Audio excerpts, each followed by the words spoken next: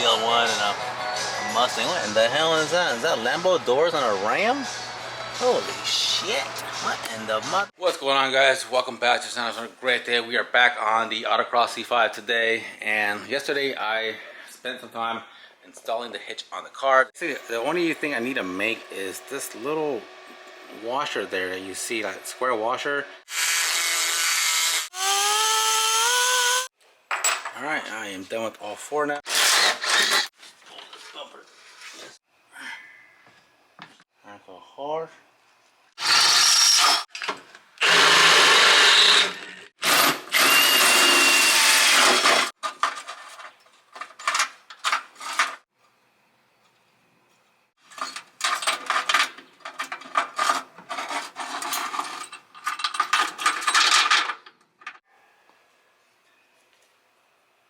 Hitch is already on the car.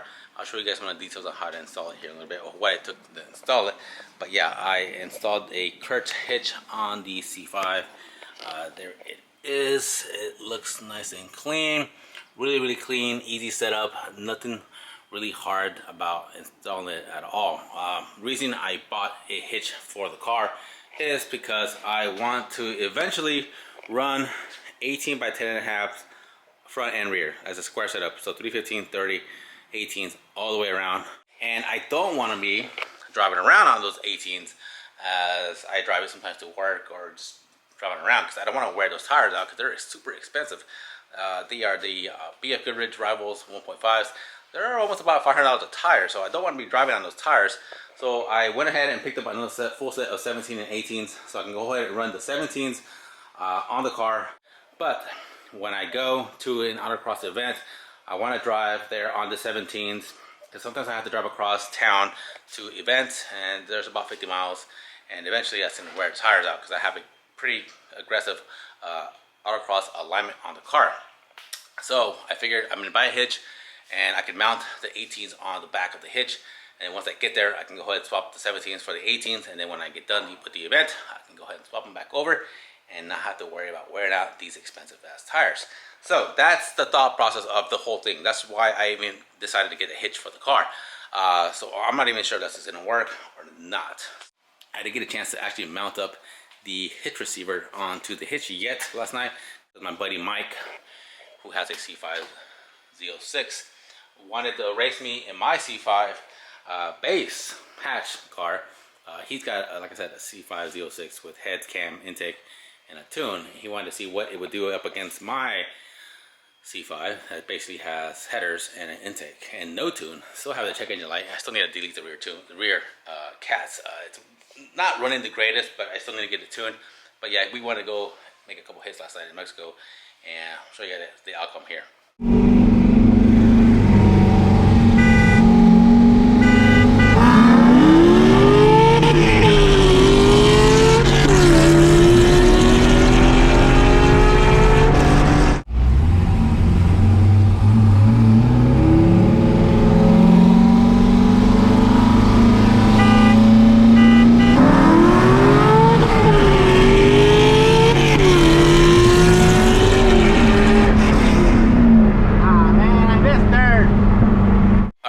That was pretty fun. Obviously, we already knew the outcome of that, what was going to happen, but it was still fun to go out and just run the cars.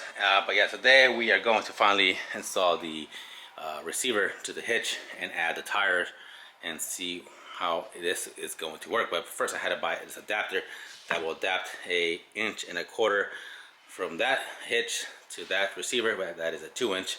So I had to buy this at, where did I buy this? I bought this at Harbor Freight. So this holds up to about 300 pounds. That receiver is good enough for, I think, 500 or 800 pounds. And the hitch is good for 800 pounds, which the tires and wheels alone are not going to be that much. For now, I'm going to go ahead and just mount 2 tires and wheels, 2 18s onto the hitch, and then we'll go drive it around and see how the car handles and see how it does, and hopefully it holds. This to here. Slide our pin through.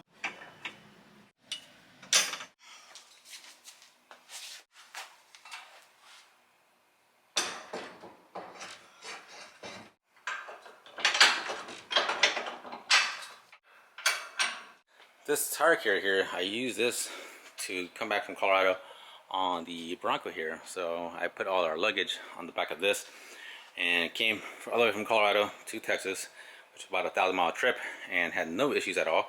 Step on there, test this out. Should be good, good. I twist my ankle. All right, let's go ahead and put our tires on there and see what this looks like.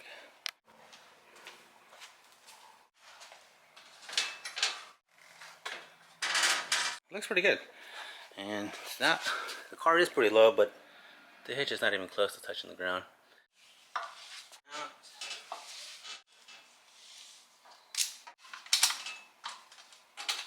Alright, got it all secured down. Now I eventually want to grab some straps from here and go up into here and then secure it down to some eye hooks on the frame here of the back of the Corvette on each side.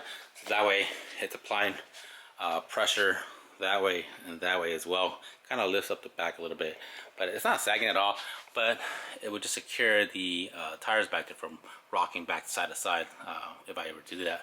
So I'm eventually gonna do that, but for now I'm gonna go drive it around the neighborhood here and see how the hitch does. Hopefully it doesn't fall off the back.